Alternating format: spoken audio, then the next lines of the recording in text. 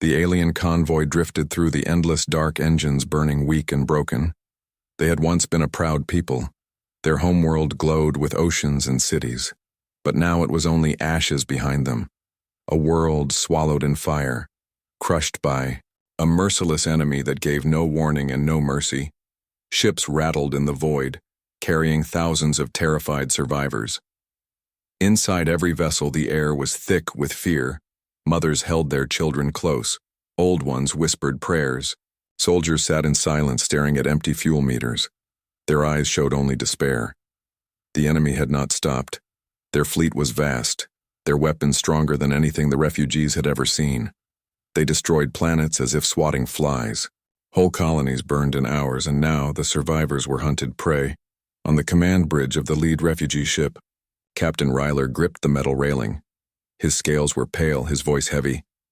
"We cannot outrun them much longer," he whispered. His crew looked down. No one dared to answer. They all knew the truth. Every system they tried had turned them away. Planetary gates closed. Fleets ordered them back.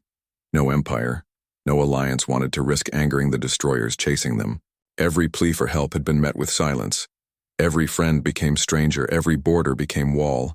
Desperation grew. Food supplies were thin. Water was running dry. Children cried in hunger. The sick filled the medbays with no medicine left. Hope was a word they no longer spoke, and yet among the whispers, one name kept returning. A name most spoke in fear. The Deathworlders, humans. Born from a world so hostile it was called a death world. They had adapted, they had thrived, and they had built a fleet that the galaxy avoided. Some said they were monsters. Some said they were saviors, but all agreed they were dangerous. Captain Ryler stood before his officers, his voice cracked but steady. "There is only one path left. If the humans destroy us, at least it will be quick. If they give us mercy, maybe we will live." The bridge went silent. Some officers shook their heads, others lowered their eyes. The thought of asking humans for help was terrifying, yet no one had another answer. The ships changed course. Navigation locked onto the last known patrol. Routes of the Deathworld Fleet engines screamed, hulls shook, but they moved. They flew not toward safety, but toward legend. Hours passed. Every moment stretched like eternity. The youngest asked, "Will the humans eat us?" Elders answered with trembling voices, "No, not eat, but they will test us. They will not trust us." Fear grew heavier with every star they crossed. Suddenly, alarms echoed through the fleet. Long-range sensors caught a shadow, not one, but many. Massive signals filled the screens. A fleet unlike any they had ever seen. Dozens, no hundreds of giant warships drifting silent in the void. Black metal shining under distant suns. The humans. The bridge lights dimmed. All eyes stared at the displays. Heartbeats thundered in silence. Captain Ryler whispered, "We have found them." But his crew felt no relief, only a deeper fear. The alien fleet slowed, weapons powered down. Every ship sent the same desperate signal. "We seek refuge. We have no weapons against you. Please, do not fire." Minutes stretched. No answer came. Only silence. Human ships floated like predators. Their weapons were cold, but everyone felt they could wake at any second. Some children began to cry. Some elders begged their gods. Then, without warning, one human ship moved, a dreadnought larger than any city. Engines glowed like suns. Its shadow covered the alien convoy. The refugees trembled. If it fired, they would all be gone in a single flash. Still, they held their course. Still, they begged for mercy. For the first time in days, no one spoke on the bridge. Every soul waited for the voice of the Deathworlders. At that moment, hope and doom became one. The fate of thousands rested on the choice of a species the galaxy feared most. Would the humans crush them, or would they open their gates? The silence of space pressed against them, heavy and cruel, and the desperate escape reached its end, not in fire, but in waiting. In the breathless pause before the humans answered, the alien convoy drifted in silence, caught under the shadow of the human fleet. Their signals repeated over and over, voices trembling with fear. "We seek refuge, we carry no weapons, please hear us." Yet nothing came back, no reply, only the dark. On the bridge of the lead ship, Captain Ryler stood frozen. His crew whispered in fear. Maybe they will destroy us now. Maybe they are waiting to strike. The thought of death felt closer than breath. Before them, the human fleet loomed like a wall. Colossal warships shaped like knives and beasts. Black armor glinting faintly under the light of distant stars. Some ships were larger than whole cities, their hulls bristling with weapons no alien could name, and yet they did not fire. They only watched. The galaxy had always spoken of humans with dread. They were born on a death world, a planet where storms could tear mountains apart and predators ruled the land. Survival meant strength, cruelty, and endless struggle. Those who grew up in such a place did not become gentle. They became something else, something every other. Race learned to avoid. A sudden crackle filled the speakers. Every alien froze, a voice deep and sharp spoke in perfect common tongue. "Refugees, you enter the territory of the Deathworld Fleet. Power down your weapons, cut your engines, and prepare for inspection." The bridge crew gasped. Children in lower decks clutched their mothers. Soldiers gripped their rifles even though they knew they were useless, the humans had answered. But their words were not kind. They were commands, not mercy. Captain Ryler closed his eyes. "Do as they say," he ordered. The crew obeyed. Fingers trembled over the consoles, engines dimmed, weapons went silent. Lights across the refugee fleet flickered as systems powered down. Now they were defenseless. One human dreadnought broke formation, sliding closer. Its hull stretched for kilometers, so large it filled every view screen. Strange symbols glowed faintly along its surface. Its engines rumbled with power, even while idle. Then smaller ships emerged from its belly, black dropships shaped like arrows. They glided silently toward the refugee flagship. Every alien heart pounded. This was the moment. If the humans judged them unworthy, none of them would live another hour. The dropships latched onto the alien hull. Metal groaned as hatches connected. A hiss of air pressure echoed through the corridors. Then the doors opened. The humans stepped inside. They were taller than most had imagined. Clad in armor black as night, faces hidden behind glowing visors, their steps were heavy, each movement precise, controlled, deadly. They carried weapons unlike anything the aliens had ever seen. Long rifles with humming cores, blades strapped to their sides. Fear spread through the halls. Refugees backed away. Mothers hid their children. Soldiers stood frozen. They had heard stories of humans tearing apart beasts twice their size, of fighting wars where no other species survived. Now those stories walked among them. The human squad moved without a word, scanning each room, inspecting every corner. Their leader finally stepped forward. His armor bore a red insignia like a claw. His voice echoed through the hall, deep and cold. "You asked for refuge. We do not give it freely. We protect only those who can stand. If you wish to live, you will obey our laws, fight beside us, and prove you are not parasites." The words cut like blades. The refugees stared in shock. Was this mercy? Or was it another kind of doom? Captain Ryler forced himself to speak, his voice shaking. We are survivors. We have nothing left but our will to live. We will follow your rules if you will let us. Please, our children need safety." For a long moment, the human commander said nothing. The silence pressed heavier than space itself. Finally, he nodded once. "Then you may follow, but know this. Our fleet does not carry passengers. You stand with us, or you die with the rest." With that, the humans turned and marched back to their dropships, leaving behind only the echo of their boots. The alien crew released the breath they did not know they were holding. Some fell to the floor in relief. Others wept quietly. Captain Ryler looked out the viewport once more. The human dreadnought was still there, silent, massive, unshakable. For the first time, he felt a flicker of something strange.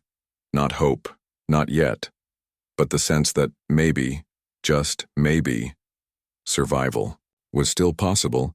The Deathworlders had spoken, and their judgment was clear. Refuge was not a gift, it was a test.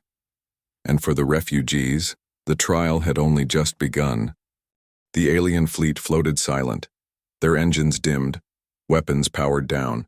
They were now in the hands of the Deathworlders. Every alien soul waited, hearts beating heavy, wondering if this choice would save them or end them. Inside the refugee flagship, tension filled every corner. Families huddled together in silence. Soldiers held their weapons, though they knew they were useless. And in the command bridge, Captain Ryler stood frozen, his eyes locked on the view of the human dreadnought. Then, the comm systems crackled. A human voice returned, sharp and commanding. "Refugee fleet, prepare for direct boarding. Remain calm, do not resist. Any act of hostility will be answered with destruction." The bridge crew exchanged fearful glances. They had asked for help, but the words felt more like a death sentence than mercy. Still, they obeyed. Ryler's voice shook but firm. "Open the docking ports, let them in." Minutes later, the thundering sound of human dropships echoed against their hull. The vibration shook the entire vessel, as if giants had landed upon their fragile skin. Then came the hiss of airlocks opening, followed by the pounding of heavy boots. The humans stepped aboard. They came in lines, armored from head to toe in black plating that glowed faintly with strange lights. Their helmets hid their faces, their visors shimmered with pale blue glow. They moved like predators, silent, controlled, each step filled with the weight of discipline and power. Refugees shrank back, mothers shielded their children. Elders fell to their knees, some whispered prayers, some whispered curses. Stories of humans filled their minds. Stories of warriors who could tear monsters apart with their bare hands. Of soldiers who had never lost a war. The human squad spread through the corridors, scanning walls, checking systems. Their weapons hummed low. Their presence was enough to silence even the crying of children. Finally, one human officer stepped forward. His armor bore markings none of the aliens understood, but his voice carried like a blade cutting through silence. "We are the Deathworld Fleet," he said. "We do not carry the weak. We do not shelter those who hide behind others. If you wish to live among us, you will prove yourselves. You will work, you will fight, you will stand. If not, then leave this place and meet your hunters alone." Gasps spread through the refugee crew. Some looked horrified, others hopeless. To fight beside humans was to step into fire. To refuse was to die. Captain Ryler forced himself to speak, his throat dry. "We are not warriors, not all of us. But we are not cowards. We have lost our world. We cannot lose our children. If you will let us, we will stand where you place us. We will fight if you command it." The human commander's visor tilted. He seemed to study every soul on the bridge. Seconds stretched like hours. Finally he spoke again. "Then you will follow. Your survival depends on it." He turned sharply, gesturing to his squad. "Clear the decks, mark their systems. If they falter, burn them." His soldiers moved instantly, leaving the refugees trembling in the silence that followed. The dropships carried the humans back to their dreadnought. The hatches sealed shut. For a moment it felt as if nothing had changed. The alien fleet still floated small and broken under the shadow of giants. Yet everything had changed. They had spoken to Deathworlders, and they had not been destroyed. Still the fear lingered. Refugees whispered to each other in the dark corners of their ships. Some said the humans were testing them. Some said this was only the beginning of worse trials. Some even wondered if they had made a mistake choosing this path. Captain Ryler sat alone on the bridge, staring at the human ships on the screen. His hands trembled, but his eyes were steady. He whispered, to himself, "Better to stand in fire than to die in the cold." And then, the alarms blared. Sensors screamed as signatures appeared in the distance, warships emerging from hyperspace. The same enemy that had destroyed their home, the same monsters that had hunted them across the stars. They had found the convoy again. Panic spread through the refugee fleet. Cries filled the halls. Soldiers shouted in terror. Families clung to one another. For them, it was the end. They had no weapons, no strength left. But the humans did not panic. Across the void, The Deathworld Fleet moved. Engines flared, formations shifted. Massive cannons rotated into place. Their dreadnoughts turned toward the incoming threat with deadly silence. And in that moment, the refugees understood what first contact truly meant. They were no longer alone. They were standing behind the most feared force in the galaxy. Would the humans protect them, or would they let them burn as a lesson? The answer was seconds away, and the stars themselves seemed to hold their breath. The alarms screamed across the alien convoy. Red lights painted the halls. Fear spread like fire as the enemy fleet appeared out of hyperspace. Dozens of warships emerged, black and burning, their weapons glowing like suns ready to kill. The refugees panicked. Some screamed, some prayed, others clutched their children. They had no weapons, no strength left. This was the end they had been running from, and now it had found them. But the humans did not panic. On every screen, the Deathworld Fleet shifted, engines thundered, dreadnoughts moved in formation. Their weapons unfolded like the claws of predators. Shields flared with power. They did not run. They prepared to strike. From the flagship of the humans, a voice broke into the comms, cold and commanding. "Refugee, fleet, hold your position. Do not interfere. This is our fight now." The alien crew stared in disbelief. The humans had claimed the battle as their own. They, the most feared predators of the galaxy, would stand between the helpless refugees and the monsters that hunted them. Captain Ryler's voice cracked. They are shielding us." His officers stared, trembling. Some wept openly. For the first time in weeks, someone was standing for them. The enemy warships charged. Energy beams lit the dark. Missiles streaked across the void. But before the weapons could reach the refugee ships, the humans answered. A single dreadnought fired. The blast tore through space, cutting an enemy cruiser in half with one shot. The wreck spun out, burning. Silence filled the alien bridge as they watched.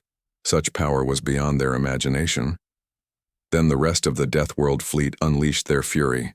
Cannons roared, missiles streaked like falling stars, beams cut through enemy ships with precision. The battle became a storm, and the humans were at its center. Yet the humans were not fighting only for themselves. Their formation shielded the alien fleet completely. Every enemy shot that might have reached the refugees was intercepted. Every missile destroyed, every path blocked by human steel. Still, the trial was not only for the humans, it was for the refugees too. Halfway through the battle, the human commander sent a message directly to Captain Ryler. His voice was sharp. "Your people claim you will fight. Prove it now. Take your soldiers, and prepare to board one of the crippled enemy ships. We will open the path for you. If you refuse, your plea for refuge ends here." The bridge went silent. Officers looked at Ryler in horror. Soldiers shook their heads. "We cannot. We are not warriors like them," someone whispered. But the commander's words echoed like judgment. This was the trial. The humans would not accept passengers. They would only accept allies. Captain Ryler stood tall, though his legs shook. "Prepare a boarding team," he ordered. His officers gasped, but he did not waver. "If this is the price of survival, we will pay it." Moments later, a small alien strike team boarded a shuttle, their faces pale with fear, hands trembling. On their rifles outside, human dreadnoughts blasted apart an enemy destroyer, leaving its hull cracked open. The humans cleared the path and barked the order. "Now go." The shuttle flew into the storm, weaving through fire and wreckage. The refugees on board could hardly breathe. Never before had they felt so small, so fragile. Yet they pushed forward, guided by the humans' command. They crashed into the enemy hull. Metal shrieked as the airlock sealed. Then the doors burst open. The enemy was waiting, monstrous soldiers with armor and blades. The first clash was chaos. The aliens screamed, their weapons shaking in their hands. One fell. Instantly another froze, but Captain Ryler's soldiers remembered the human words. Stand or die. Something inside them burned. Desperation became courage. They fought, rifles blasting, blades cutting. Fear turned into rage. The battle inside the enemy ship was brutal, but inch by inch they pushed forward. When it was over, smoke filled the corridors, bodies lay scattered. But the refugee soldiers still stood, trembling, bloodied but alive. For the first time since their home burned, they had fought back. Back on the human flagship, the commander received the report. His visor glowed as he gave a single reply. Good. You will live. The enemy fleet was broken. The humans tore through them until silence filled the stars. Once more, refugee ships floated safe behind the wall of dreadnoughts. For the first time, survival felt real. When the humans returned their soldiers to the convoy, every refugee cheered, not only for survival, but for pride. They had faced death and stood guided by the shadow of Deathworlders. Captain Ryler looked at the human commander's image on the screen. His voice was steady now. We asked for mercy. You gave us a trial instead, and we thank you for it. The commander's voice rumbled low. Mercy is for the weak. Survival is for those who stand. You have taken the first step. Do not fail the next. The transmission ended. Silence filled the bridge once more. But this silence was different. Not despair, not fear. It was the silence of strength, the silence of those who had passed the first test. The trial of trust was over, but every refugee knew it was only the beginning of a harder path. The battlefield was silent at first, only wreckage drifting through the stars. The Deathworld Fleet had crushed the enemy vanguard with terrifying precision. Refugee ships floated safely behind their wall of dreadnoughts, their crews still shaking from the trial they had endured. But peace never lasted long. The sensors screamed again. Alarms echoed through the decks. New signals appeared on every screen. Not one or two, but dozens, then hundreds. The enemy was not finished. They were coming in full force. A massive fleet surged out of hyperspace, their numbers blotting out the stars. The refugees gasped in terror. Mothers clutched their children once more. Soldiers whispered hopeless prayers. Some cried openly, "We cannot survive this. Not even the humans can fight so many." But the humans did not panic. On the flagship of the Deathworld Fleet, the commander stood calm. His visor glowed cold blue as he studied the swarm of enemy ships. His voice thundered across the comms. Enemy reinforcements confirmed. All units, combat formation Delta, refugee fleet, hold position. You will not interfere, you will witness. The humans were not retreating. They were preparing for war. The Dowie enemy fleet spread wide, forming a net around the Deathworld ships. Their weapons glowed like 1,000 suns. The void trembled under their engines. They outnumbered the humans 5-1, maybe more. Inside the refugee flagship, Captain Ryler gripped the railing. His voice was dry. If they fall, we are finished. His crew stared at the screens. Hearts pounding, some wanted to flee. But the memory of the human commander's words held them back. Stand or die. The first enemy strike came. Missiles streaked through the darkness. Beams of energy cut across the void. The storm of fire aimed straight for the Deathworld Fleet, and then the humans answered. Shields flared like suns. Cannons roared. Massive beams of light cut through the darkness. Each human dreadnought fired. In perfect rhythm, their formation moved like a single creature, deadly and precise. Enemy ships exploded one after another, turning into fields of fire and broken metal. The refugees gasped in awe. They had seen fleets fight before, but never like this. The humans did not fight as soldiers. They fought as predators, ruthless and coordinated. Every move was designed to kill. Every shot struck true. Yet even with such power, the enemy pressed on. Their numbers seemed endless. For every ship destroyed, 3 more took its place. The void burned with battle. Refugee crews clung to their seats, watching helplessly as the 2 titans clashed. Then came the shockwave. An enemy battleship rammed into a human cruiser. The explosion lit the stars. Metal shards flew across the void. For the first time, the refugees saw a human ship fall. The sight cut through them like a blade. If even Deathworlders could die, what chance did anyone else have? But the humans did not waver. The commander's voice echoed cold and steady. Unit 6 lost. Continue advance. No retreat. Strike until none remain.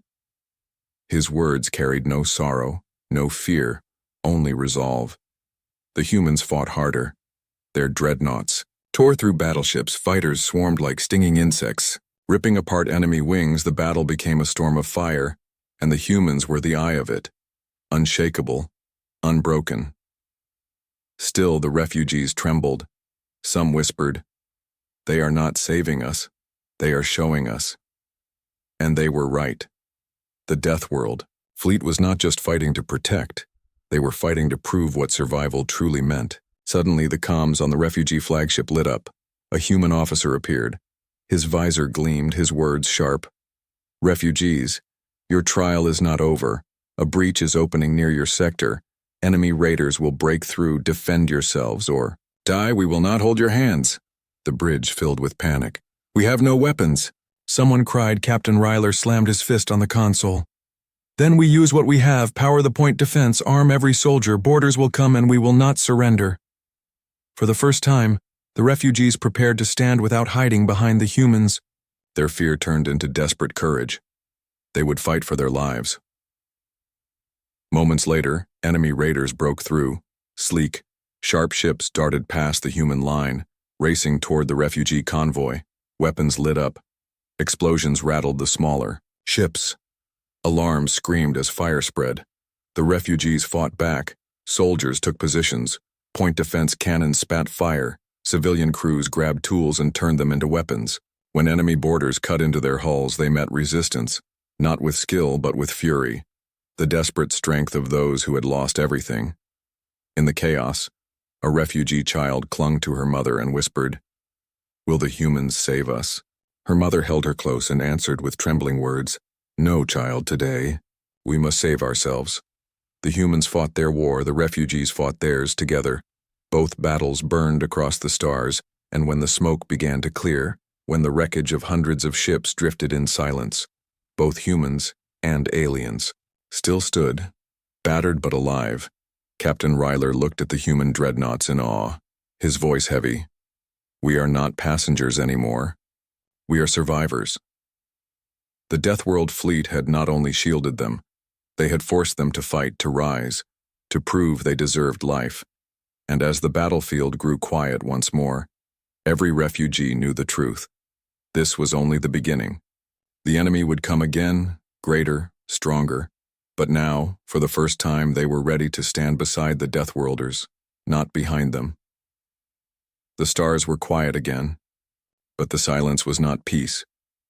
Wreckage drifted in all directions, twisted metal glowing faintly as fires burned out. The smell of war lingered in the air. Recyclers of every refugee ship. Even the strongest hearts trembled at what they had seen. The humans had won. But the cost was heavy. Whole enemy squadrons were destroyed, but human dreadnoughts too bore deep scars. Their black armor was torn in places, their hulls cracked. Some of their smaller ships never returned. Only drifting fragments remained. Inside the refugee flagship, Captain Ryler stood on the bridge, his body weak. His people had survived again, but survival no longer felt like a gift freely given. It felt like a lesson carved into their bones. The humans had forced them to fight, and by fighting they had learned something they had forgotten. Courage. The comms crackled. The human commander appeared once more, visor glowing cold blue. His voice thundered, "Refugees, you asked for protection. You now understand the price. We did not shield you to keep you safe. We shielded you to give you the chance to stand. If you had failed, you would already be ashes." His words cut sharp, but behind them was something strange. Something the refugees had not expected, not cruelty, not mockery, truth. One young officer whispered, "Why do they speak so coldly? Do they not care?" But Captain Ryler shook his head. "No. This is their mercy. They come from a world where weakness means death. To them, kindness is not soft words. It is survival itself." Across the convoy, wounded refugees filled the medbays. Soldiers rested with bandaged wounds. Families wept over the ones who had fallen. Yet for the first time since their homeworld burned, those tears carried more than despair. They carried pride. They had fought. They had not simply run. On one of the smaller human escort ships, a strange sight unfolded. Human medics walked among the refugee wounded. Their armored hands lifted fragile alien bodies with surprising gentleness, their voices calm. "Stay still. You will live. We have you." Refugees who once feared these predators now looked up at them with awe. One refugee child stared at a towering human soldier who had carried her out of a burning corridor, her eyes wide, her voice shaking. "Are you monsters?" she asked. The soldier knelt, removing his helmet, revealing a scarred but human face. He smiled faintly and answered, "No, but we can be, when we must." Word spread quickly. Humans were tending the wounded. They were sharing supplies. They were repairing refugee hulls with their own engineers. The galaxy had always spoken of humans as destroyers, but now the refugees saw something else. Humans destroyed their enemies, yes, but they also protected those who stood with them. They gave their strength freely, even when it cost them. Captain Ryler addressed his people, his voice heavy but strong. "You see them. Now do not mistake their ferocity for cruelty. This is what mercy looks like from a Deathworlder. It is sharp, it is harsh, but it saves us when nothing else could." The refugees began to understand. They had once begged for safety like children. Now they saw they had to earn it. The humans had given them no easy promises. Instead, they had given them something far greater: the will to fight, the fire to live. Yet even in this moment of fragile hope, the enemy was not gone. Scouts reported signals on the edge of the system, remnants of the defeated fleet calling for reinforcements. The war was far from over. The human commander's final message for the day echoed through every ship. His voice was iron. "You are alive today because you stood when we demanded it. Remember this. If you wish to remain with us, you will never beg again. You will fight beside us, bleed beside us, and in return you will share in our survival. This is Deathworld mercy. Harsh but real. Choose now. Stand with us or leave and face the dark alone." The bridge went silent after the message. Officers looked to Captain Ryler, waiting. Refugee soldiers clenched their fists. Mothers whispered to their children. Every soul in the fleet felt the weight of the choice, and then, slowly but surely, voices rose. "We will stand. We will fight. We will not leave." The cry spread from ship to ship, whispered first, then shouted, until the whole convoy echoed with one answer: "We will stand with the Deathworlders." For the first time since their world burned, the refugees did not feel like broken prey. They felt like survivors, forged in fire, guided by predators who showed mercy not with soft hands but with steel. The galaxy feared humans because they were relentless, ruthless, unyielding. But now the refugees understood something the galaxy never had. Behind that fear was the truest form of protection. The Deathworlders had given them mercy, and it was made of iron. The battlefield was quiet now, but the silence carried a weight heavier than thunder. Wreckage floated all around the refugee fleet, glowing fragments of ships drifting slowly in. The endless dark, the humans stood watch, their dreadnoughts holding formation like black mountains against the stars. They had fought, they had bled, but they still stood, unbroken. Inside the refugee flagship, Captain Ryler stared out the viewport. His eyes reflected both fear and wonder. Days ago, his people had been prey, hunted, begging for mercy. Now they had fought beside Deathworlders and survived. The thought was almost impossible to believe. The comms came alive. The human commander appeared once more, visor glowing cold and unreadable. His voice filled the bridge like iron. "Refugees, your choice is upon you. You have seen how we fight. You have felt what it means to stand with us. There is no half measure. You remain, and you live by our law, or you leave, and face the dark alone." The bridge went silent. The words pressed against every heart, harsh and merciless, yet they carried no threat, only truth. Ryler turned to his crew. His voice trembled at first, then steadied. "We know what it means now. To follow them is not safety. It is war. It is hardship. It is a life where weakness is burned away. But if we leave, we are already dead." His officers lowered their heads. None argued. They all knew it too. Across the convoy, families whispered. In the dim lights, mothers told their children, "We will live, but we must be strong."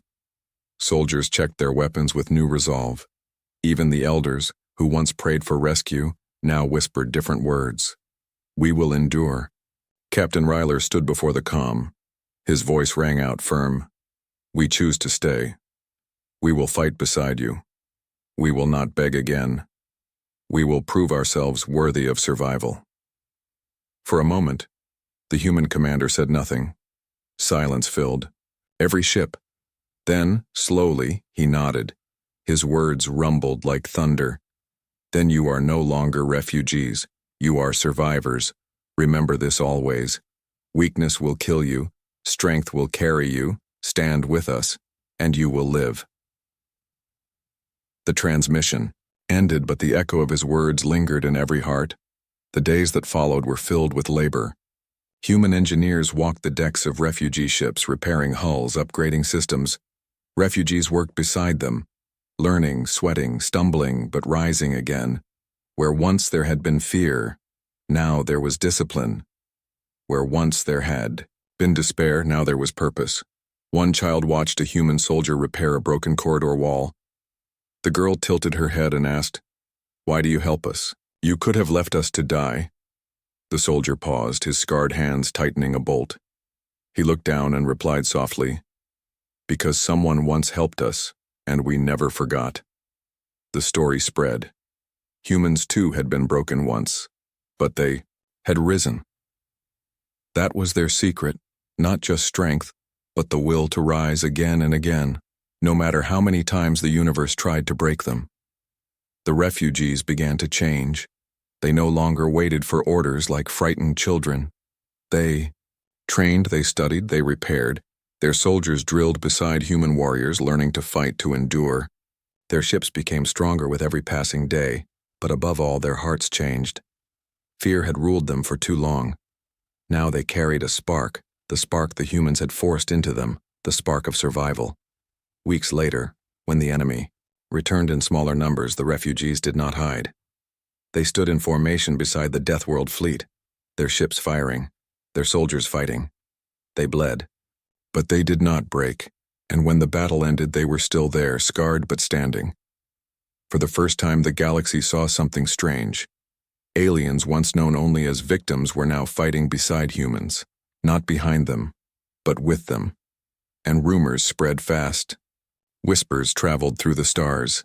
The Deathworld Fleet has new allies, refugees no more, survivors forged in fire. On the bridge of the human flagship, the commander watched the rebuilt convoy. His visor hid his face, but his words were, "Steady. Tomorrow will be worse than today. The enemy will come stronger, but you are no longer alone. Together we will carve our place into this galaxy."